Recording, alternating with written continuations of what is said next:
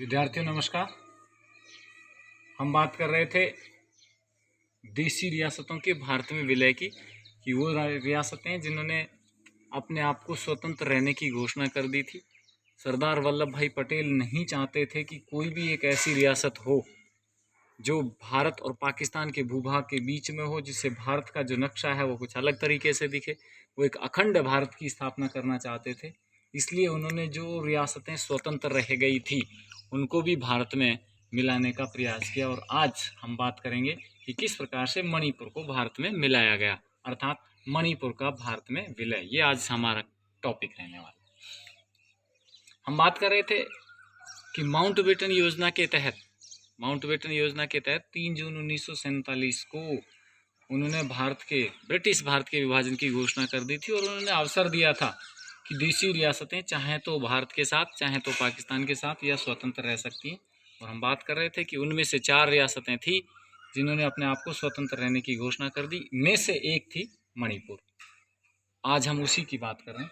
तो ये ध्यान रखना कि इस 15 अगस्त 1947 से कुछ दिन पूर्व ही, हालांकि माउंटबेटन योजना के तहत 3 जून 1947 को जब घोषणा हुई तब तो मणिपुर ने अपने आप को स्वतंत्र रहने की घोषणा कर दी थी, लेकिन 15 अगस्त 1947 से कुछ दिन पूर्व ही मणिपुर के शासक बौद्ध चंद्र सिंह, ये नाम याद रखना होगा, मणिपुर के शासक का नाम था बौद्ध चंद्र सिंह, ने मणिपुर के भारत संघ में विलय के सहमति पत्र पर हस्ताक्षर कर दिए।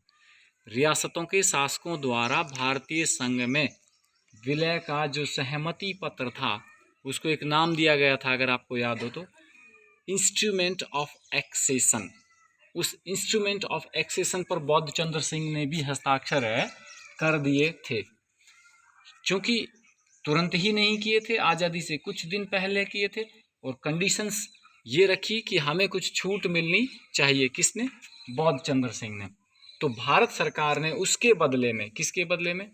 मणिपुर के शासक द्वारा भारत में मणिपुर के विलय के सहमति पत्र पर हस्ताक्षर करने के बदले में, एवज का अर्थ होता है के बदले में, मणिपुर को आंतरिक स्वायत्तता प्रदान कर दी। आंतरिक स्वायत्तता होती है कि राज्य जो होता है वो अपने क्षेत्र की सीमाओं में वहाँ का जो शासक होता है वो स्वतंत्रता पूर्वक निर्णय ले सके, इस प्रकार का जो अधिकार होता है वो कहलाती है आंतरिक स्वायत्तता। तो जैसे ही बौद्ध चंद्र सिंह ने भारतीय संघ में मणिपुर के विलय के सहमति पत्र पर हस्ताक्षर किए, तो उसके बदले में भारत सरकार ने मणिपुर को आंतरिक स्वायत्तता प्रदान कर दी।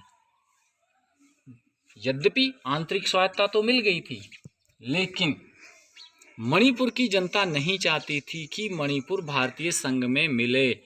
और यदि मिला लिया गया है तो वो ये चाहते थे कि मणिपुर का जो शासन हो वो लोकतांत्रिक तरीके से चले, अर्थात उसमें जनता की हिस्सेदारी हो। तो इस कारण से जनता ने शासक बौद्ध चंद्र सिंह पर दबाव बनाया, और उस दबाव के कारण से बौद्ध चंद्र सिंह ने जून 1948 में, ये ध्यान रखना, जून 1948 में जनमत करवाया, जनता का विचार जाना, चुनाव कराए। इस प्रकार से देखा जाए तो मणिपुर पहला वो क्षेत्र था जहां निर्वाचित विधानसभा का गठन हुआ। जनता ने मतदान किया और उसके आधार पर विधानसभा का गठन हुआ। जैसे ही विधानसभा का गठन हुआ, चूंकि इस विधानसभा का जो सर्वे सर्वा था, जो अध्यक्ष था, वो शासक बना रहा। शासक जो था वो निर्वाचित ना होकर के वंशानुगत था, अर्थात वो राजा होता था।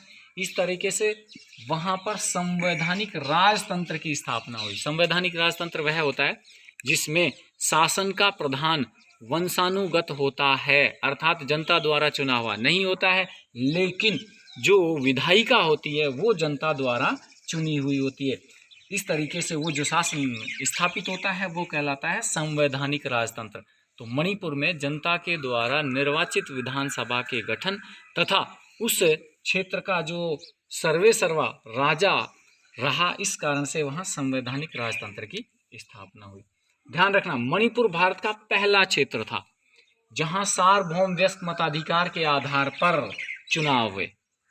सार्वभौमिक वयस्क मताधिकार, एक निश्चित आयु प्राप्त करने के बाद सभी लोगों को बिना किसी भेदभाव के, जाति, धर्म, भाषा, लिंग, संप्रदाय आदि बिना किसी भेदभाव के सभी लोगों को समान रूप से मत देने का अधिकार कहलाता है सार्वभौमिक वयस्क मताधिकार।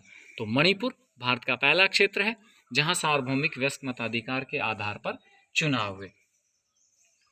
मणिपुर के राजा के द्वारा मणिपुर को भारतीय संघ में मिला दिए जाने का जो सहमति पत्र पर हस्ताक्षर किया गया या उस पर जो उन्होंने सहमति जताई, उसका मणिपुर कांग्रेस ने